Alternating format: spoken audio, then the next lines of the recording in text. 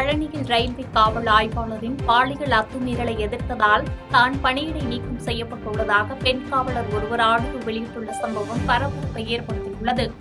திண்டுக்கல் மாவட்டம் பழனியைச் சேர்ந்த தமிழ்ச்செல்வி என்பவர் பழனி ரயில்வே காவல் நிலையத்தில் 7 ஆண்டுகளாக பணியாற்றி வந்த நிலையில் கடந்த மாதம் திருச்சி ரயில்வே காவல் நிலையத்திற்கு பணியிடை மாற்றம் செய்யப்பட்டார்.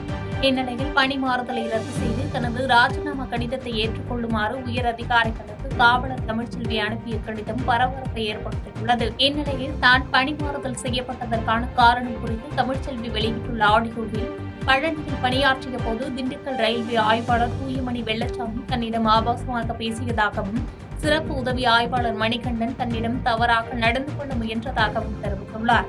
இதனால் காவல் உயர் அதிகாரிகளை எதிர்த்து பேசியதால் தன்னை தண்டனையாக பணியிடை மாறுதல் செய்துள்ளதாக குற்றம் சாட்டியுள்ளார். மேலும் தனது 2 பெண் குழந்தைகளும் பழனியில் படித்து வருவதால் தன்னால் திருச்சிக்கு சென்று பணி செய்ய முடியாது எனவும் தன்னை பணியிலிருந்து விடுவிக்கும்படி பெண் காவலர் தமிழ்ச்செல்வி ராஜினாமா கடிதம் அனுப்பியுள்ள சம்பவம் பரபரப்பை ஏற்படுத்தியுள்ளது. இந்நிலையில் இப்புகார் சம்பவம் தொடர்பாக காவல்துறையினர் விசாரணை மேற்கொண்டு வருகின்றனர்.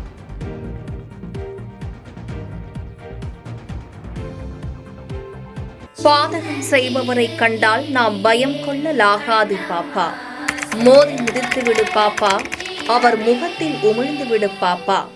அண்மை செய்திகளை உடனுக்குடன் தெரிந்து கொள்ள இணைந்திருங்கள் எம் நாடு தொலைக்காட்சியுடன்.